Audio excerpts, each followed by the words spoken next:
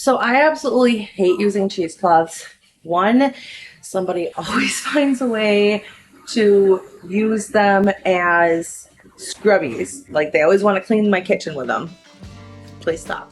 And two, like I don't feel like no matter how much I wash it, I never feel like the washing machine and dryer or clothesline ever make it clean enough to use. I always feel like there's like probably some hairs on it or like some lint or something, so I hate cheesecloths. Not to mention, when you have cheesecloth, you have to find a way to hang it, to let it drip, and it's just, it doesn't seem like super sanitary and hygienic to me, so I just hate them. So I was looking for a solution where I could make my yogurt into Greek yogurt without having to use a cheesecloth. And I'm gonna try this for cheese later too and see if it works making goat milk cheese.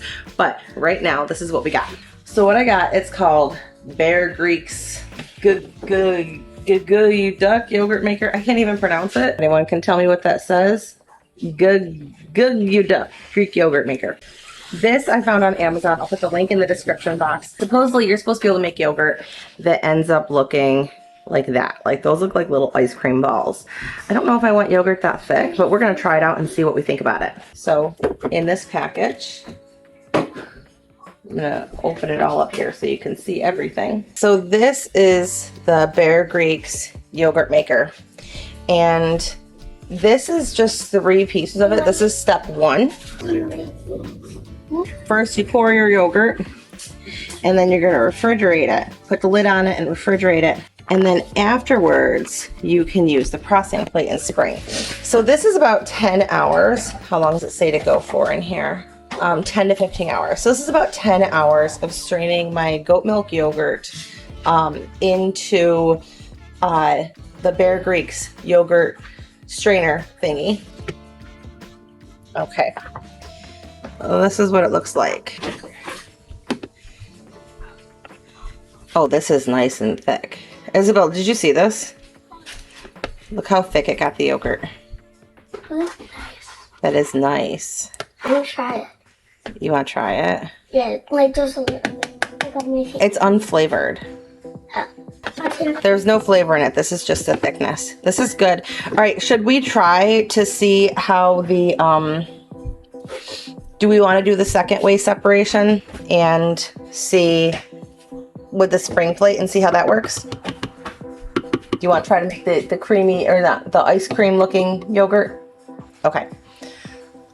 Mommy, after you do that, Don't taste it? It's better. It's better? Let me try.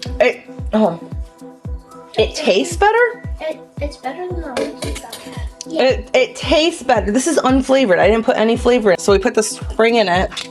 I can't do this with one hand. All right, I'm not gonna be able to do it with one hand, so I'm just gonna show you here. This is gonna go on top.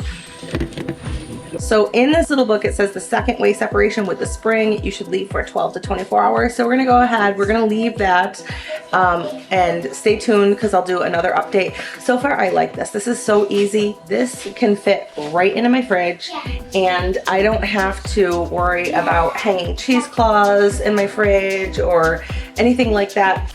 And it fits a gallon of yogurt. So I can make a huge batch of goat milk yogurt or any other kind of yogurt and just basically set it and forget it and not be messing with cheesecloths. I love this. I'm happy with this.